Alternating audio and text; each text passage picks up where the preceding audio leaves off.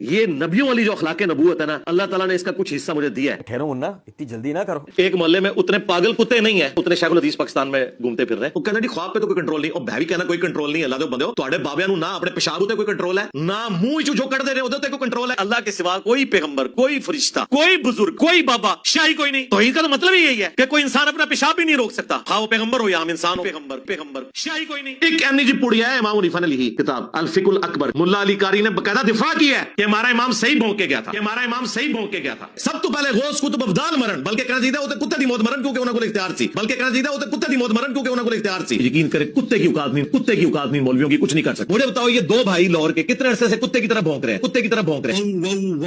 10 यहूदी भी ऐसे नहीं थे जो आप पे ईमान लाए हो। वो कहते थे ये कल के छोकरा आके हमें बताएगा, वो कहते थे ये कल के छोकरा आके हमें बताएगा। ये नबियों वाली जो अखलाक नबूवत है ना, अल्लाह ताला ने इसका कुछ हिस्सा मुझे दिया है।